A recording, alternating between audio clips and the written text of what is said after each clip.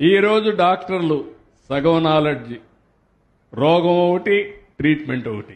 మేము 5.5 సంవత్సరాలు ఎంబీబీఎస్ చదివి 3 సంవత్సరాలు పోస్ట్ గ్రాడ్యుయేషన్ చేసి అలానే ఇంకో 2 సంవత్సరాలు సూపర్ స్పెషలైజేషన్ చేసి ఈరోజు నాన్ మెడికల్గా ఐఎమ్ సారీ టు సే మీరు డాక్టర్ కాదు సార్, మా డయాగ్నోసిల్ గురించి లేకపోతే మా ట్రీట్మెంట్ గురించి మీరు మాట్లాడడానికి ఇన్ని సంవత్సరాల ఎక్స్పీరియన్స్లో మేము డయాగ్నోజులు కూడా కరెక్ట్గా చేయలేకపోతున్నాం మీరు చెప్తుంటే చాలా బాధాకరంగా ఉంది. అది ముఖ్యమంత్రి స్థాయిలో ఉన్న మీరు ఇలాంటి మాటలు మాట్లాడకూడదు. రెండవది, ఒకసారి చరిత్రను చూస్తే కరోనా టైంలో అందరూ ప్రజలు కూడాను ముక్తకంఠంగా ఒకటే చెప్పారు, దేవుళ్ళు ఎక్కడో లేరు, గుడుల్లో లేరు, హాస్పిటల్స్లో డాక్టర్ల రూపంలో ఉన్నారు అని చెప్పి. అలాంటి వ్యాఖ్యానాలు అప్పుడు కూడా మేమేం పొంగిపోం సార్. అలానే ఇప్పుడు మీరు అన్నారని మేమేం కృంగిపోం. ఎందుకంటే మాకు ఒక నిబద్ధత ఉంది.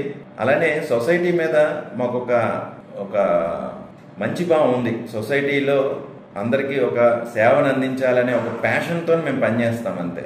దానికోసం అని చెప్పి మా భార్య పిల్లలను కానీ లేకపోతే సొంత మనుషులను కానీ దూరంగా ఉంచి మేము రాత్రింబవల్లో పనిచేస్తాం. మీరు మాట్లాడే వ్యాఖ్యల వలన ఎక్కడో అరాకొర తప్పులు జరిగితే ఈ వ్యాఖ్యానాలని వాళ్ళు తీసుకొని డాక్టర్ల మీద దాడులు చేసే ప్రమాదం కూడా ఉందని ఈ సందర్భంగా తెలియజేసుకుంటున్నాను.